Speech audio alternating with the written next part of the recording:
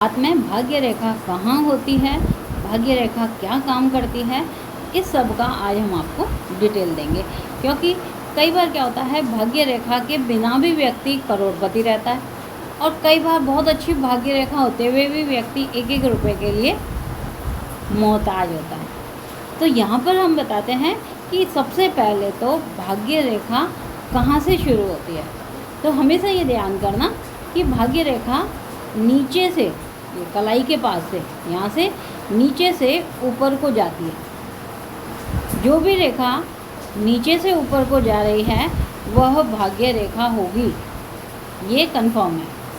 ठीक है। अब वो चाहे थोड़ी सी दूर जा कर के मिट जाए, जैसे अगर हम इस हाथ में देखें ना, तो ये देखेगा यहाँ पर ये जितनी भी रेखाएं हैं, ये जो ऊपर को जा रही हैं, ये सब भाग्य रेखा कहलाएंगी। अगर कोई भाग्य रेखा ऊपर को जा रही है, उसको कोई आड़ी रेखा काट देगी, जैसे ये यहाँ से ये चल रही थी, ये काट रही है, तो ये समझें कि आपके भाग्य में स्ट्रगल आएंगे, ये भाग्य रेखा है।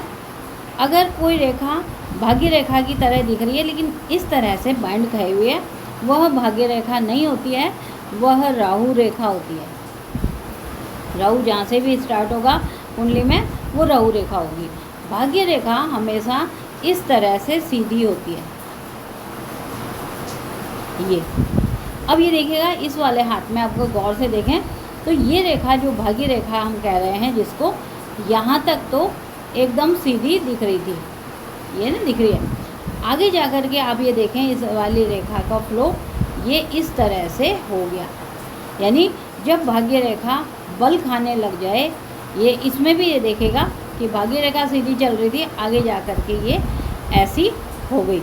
इसका मतलब ये होता है कि भाग्य रेखा जहाँ पर अपना नवम भाव आता है कुंडली में, वहाँ पर कहीं ना कहीं राहु का प्रभाव होगा। अब ये राहु का प्रभाव एक्टिव कहाँ होगा, जहाँ की गोचर में भी राहु आपके नवम भाव में ही आ जाएगा, तब ये भाग्य रेखा इस तरह से बल खा जाती है। यहाँ पर ये देखें कि भाग्य रेखा का काम क्या है। तो हम बोलते हैं जो भी रेखा नीचे से ऊपर को जा रही है वह आपको धन देती है, परिवार देती है, नए साझेदार भी देती है, यात्राएं भी देती है। ये कुल मिलाकर के आपको धन देने का साइन है। अब किन हाथों में भाग्य रेखाएं होती हैं? जो सबसे ज़्यादा नरम हाथ होते हैं उनमें भाग्य रेखा काम नहीं करती। आप उसमें देखेंगे उनमें अनेकों सूक्ष्म रेखाएं इस तरह से होती हैं। तो बहुत नरम हाथों में भाग्य रेखा कोई मायने नहीं रखती।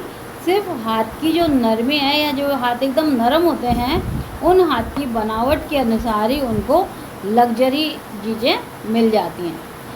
दूसरी चीज़, बहुत कठोर हाथों में उत्तम भाग्य रेखा, जो हाथ बहुत कठोर हैं, यानी जो हाथ इनके मजदूरों के होते हैं, उनमें बहुत अच्छी उत्तम भाग्य रेखा भी जीरो फल करती है।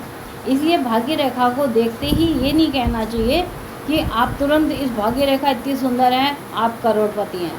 हाथ की सबसे पहले बनावट वह देखनी ज़रूरी है, फिर उसके बाद आप भाग्य रेखा की स्थिति देखें कि कहाँ से निकली, कहाँ पर ख़त्म हो गई, और उसके बाद ये देखें कि कहीं आगे जा कर के वो राहु रेखा में तो परिवर्तित नहीं हो रही। अगर राहु रेखा में परिवर्तित है तो ये समझें कि जहाँ भी वो ख़त्म होगी उस उम्र से आपके पास कोर्ट मैटर आने चालू हो जाएंगे। ये कंफर्म है 1000%।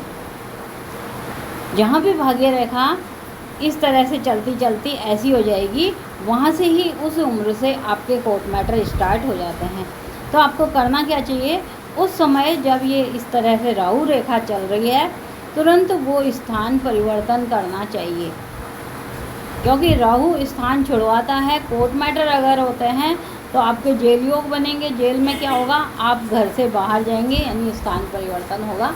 इसलिए आपको तुरंत वो जगह छोड़ देनी चाहिए। ये इसका सबसे बेस्ट उपाय होता है।